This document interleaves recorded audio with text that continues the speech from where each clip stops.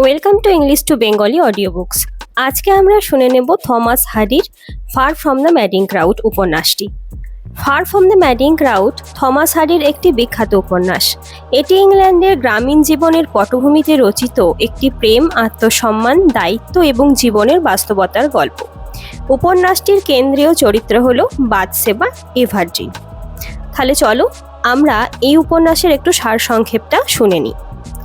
গল্পের শুরুতে তরুণ কৃষক গ্যাব্রিয়েল ওক বাথশেবা এভারজিনকে ভালোবেসে বিয়ের প্রস্তাব দেন, কিন্তু স্বাধীনচেতা ও আত্মবিশ্বাসী বাথশেবা বিয়ের প্রস্তাব প্রত্যাখ্যান করেন। কিছুদিন পর গ্যাব্রিয়েল তার সমস্ত সম্পদ হারিয়ে একজন সাধারণ মেষপালক হিসাবে কাজ শুরু করেন। এদিকে বাথশেবা তার কাকার মৃত্যুর পর একটি বড় খামারের মালিক হন।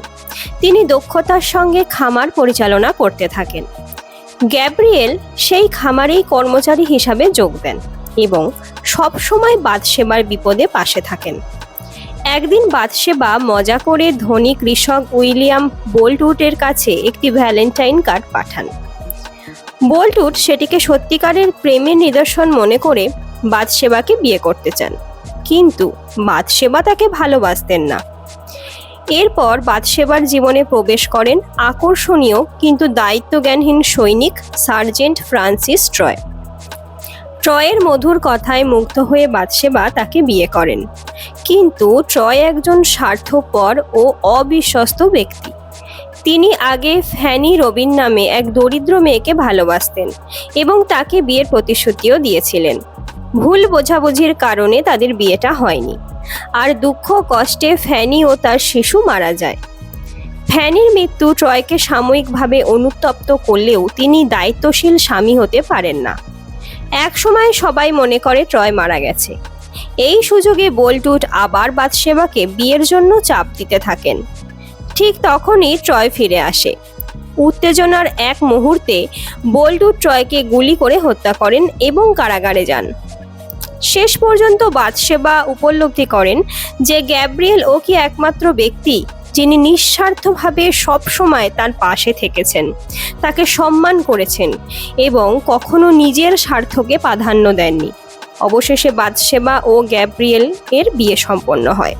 তাদের বিবাহ ভালোবাসার পাশাপাশি পারস্পরিক শ্রদ্ধা, বিশ্বাস এবং পরিণত সম্পর্কের প্রতীক হয়ে ওঠে। তাহলে এই উপন্যাসটার প্রধান যে থিমগুলো সেগুলো হলো প্রেম ও সম্পর্কের বাস্তবতা, আত্মসম্মান ও স্বাধীনতা, দায়িত্ববোধ ও সততা, গ্রামীণ জীবনের সৌন্দর্য ও কঠোর বাস্তবতা, ভাগ্য ও মানুষের সিদ্ধান্তের প্রভাব। তাহলে fur from the madding crowd শুধু একটা প্রেমেরই গল্প নয়, এটি মানুষের ভুল সিদ্ধান্ত, অভিজ্ঞতার মাধ্যমে আত্মোপলব্ধি এবং প্রকৃত ভালোবাসার মূল্য উপলব্ধির কাহিনী। থমাস হার্ডি দেখিয়েছেন যে বাহ্যিক আকর্ষণের চেয়েও সততা, বিশ্বস্ততা এবং ধৈর্যই একটি সম্পর্কের প্রকৃত ভিত্তি। তাহলে তোমাদের এই উপন্যাসটা কেমন লাগলো অবশ্যই কমেন্ট করে জানিও।